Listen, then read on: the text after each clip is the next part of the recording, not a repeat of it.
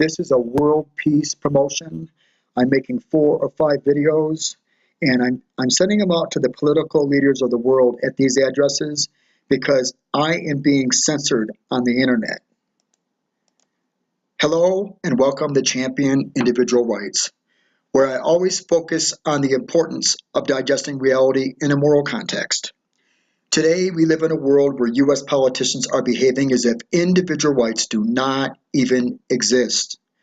What can we do to turn this situation around? We have to begin by digesting reality in a moral context. All morality stems from the recognition of individual rights, the most basic right being that of the individuals to their own life and, as it has to follow, to the product of their own endeavors. Thinking is uniting representations with well-defined moral values, which enables us to decipher reality in a moral context. One should have well-defined moral values within their base perceptions, which should be used in helping to make accurate determinations in regards to making morally sound judgments. This is a quote attributed to Henry Kissinger. Quote, "Military men are just dumb, stupid animals to be used as pawns in foreign policy." Unquote. So where does the war contamination begin?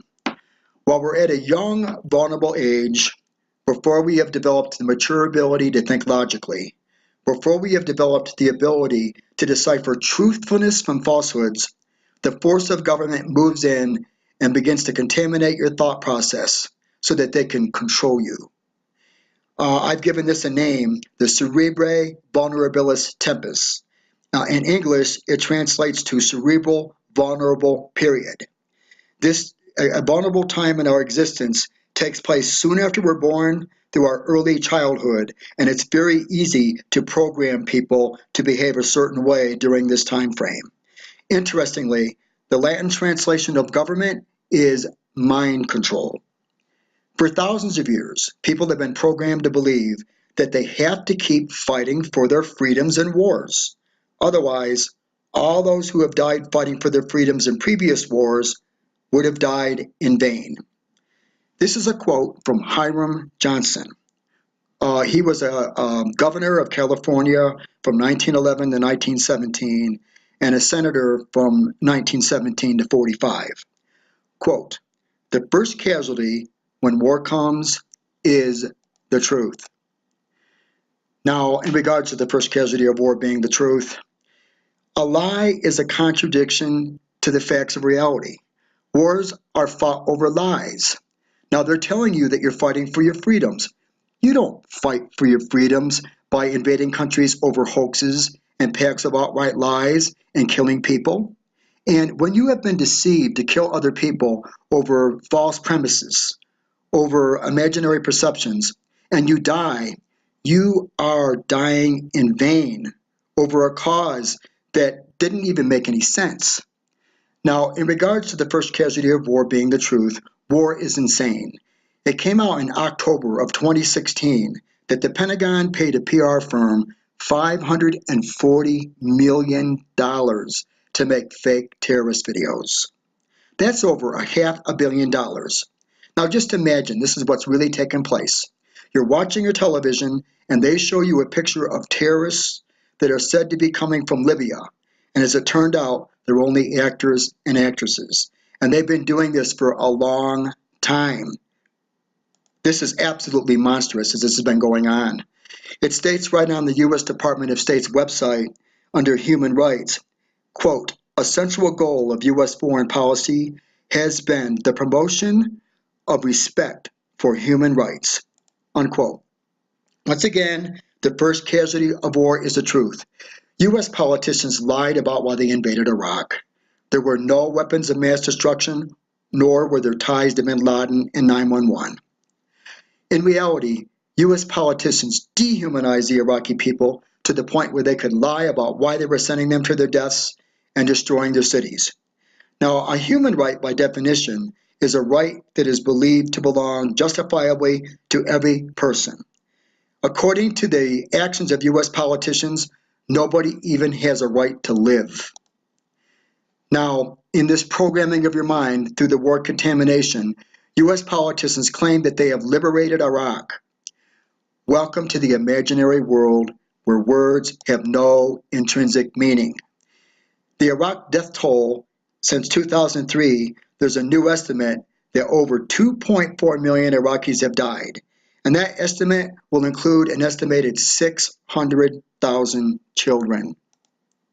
Quote, the deliberate killing of a large group of people, especially those of a particular ethnic group or nation, unquote, is a definition of genocide, not liberation. We are all told to believe that invading Iraq was in the name of, quote, a greater good for a greater number, unquote. In reality, it was in the name of a greater evil in a greater number. For example, if I as an individual lied about why I killed 5 people, it would be considered an evil act. And if a group of politicians lie about why they kill millions of people, it is also an evil act, but just in a greater number.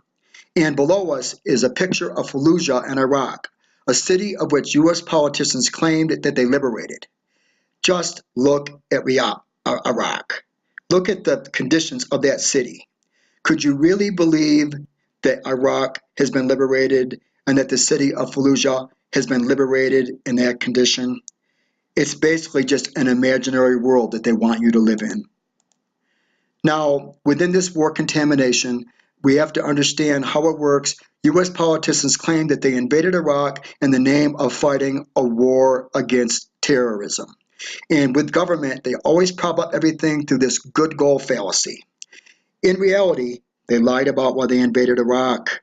They terrorized the Iraqi people by the millions in the form of robbing them, in the form of raping them, in the form of murdering them, in the form of torturing them. The smell of death is everywhere, and they cause massive human suffering. In reality, they terrorized the Iraqi people by the millions, all while the mainstream media and U.S. politicians looked at you with a straight face and told you that they were fighting a war against terrorism. This came out of the news in October of 2016. We finally know through Hillary Clinton's emails what Hillary Clinton knew all along. U.S. allies Saudi Arabia and Qatar are funding and arming ISIS. Remember that George Bush quote, "You are either with us or you are with the terrorists"? Now, this is absolutely amazing. U.S. politicians claim that they are fighting a war against terrorists while they are arming and funding them. Putin also revealed in the middle of November of 2015 that there was a money trail, and it showed that ISIS was being funded by 40 countries, and that would include G20 members. Look, the war against terrorism is a complete hoax. In wartime, there's always war propaganda that is used to spread hatred, and we were all told, quote, they hate us because we are free, unquote, which implies that there are no logical reasons for these people to hate us and that they must be crazy or insane. Now, during the 1980s alone, the United States gave Hussein chemical, biological, and conventional weapons by their own admittance. Also, the United Nations estimated that 1.4 million Iraqis had died during the sanctions placed against Iraq in the 1990s alone, and that would include an estimate of over 500,000 children. These facts of reality, they're ample reason to cause a hatred for our country, and they clearly contradict the notion that they hate us because we are free. Now, there's hypnotic trigger words of war, and we all learn them at a young, vulnerable age, and we're all programmed to conform to these trigger words for the rest of our lives. Those words are war, fortunes of war, and collateral damage. When you hear these trigger words mentioned, you are to stop thinking in a moral context, if you ever did.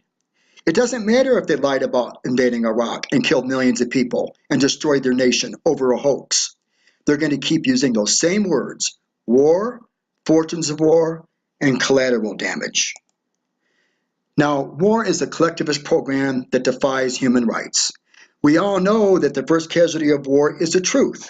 Hence, reality is not being deciphered in a moral context. Also, in war, Everybody is to be held collectively accountable within a given nation for the actions of people that they don't even have any control over. Now, in logic, you can only control your own actions. And if you are to be held accountable for the actions of people that you have no control over, then there could be no such thing as the recognition of human rights. Once again, human rights are rights that apply to every single person, and a person by definition is an individual. Without the recognition of individual rights, there can be no such thing as the recognition of human rights. It's time to start promoting for the rights of the people of the world. It has to be recognized that war is insane. Now, while we're at this young, vulnerable age, before we can think logically, before we can distinguish between that which is true and that which is false, we all go through this war contamination. And that would just happen to include the political leaders of the world. Now, once it's acknowledged, this has been going on for thousands of years, if the political leaders around the world could just come together and do the right thing from this day forward, they could all be seen as heroes. They should begin immediately by calling for a ceasefire to all of the military activity taking place around the world and begin promoting for the recognition of individual rights on a global basis with the goal of achieving world peace. It must be recognized that the politicians should be bound to the same laws of the conscience that the average individual is bound to, and that the moral law applies to all rational creatures necessarily, to all of humanity, and that would just happen to include the political leaders of the world. There are no exceptions. It is only through our moral cognition, it is only through our ability to digest reality in a moral context that mankind can achieve its ultimatum: world peace through the recognition of individual rights on a global basis, with the understanding that every man, every woman, and every child should have a right to their own life, privacy, and possessions, regardless of their ethnicity or the geography upon which they preside, which currently is the exact opposite position of the world cabal, deep state, new world order nonsense that is devastating our planet today with massive death, destruction, and suffering. With the threat of nuclear war in the air, now is the time for a peaceful revolution of thought. Thank you for considering my words.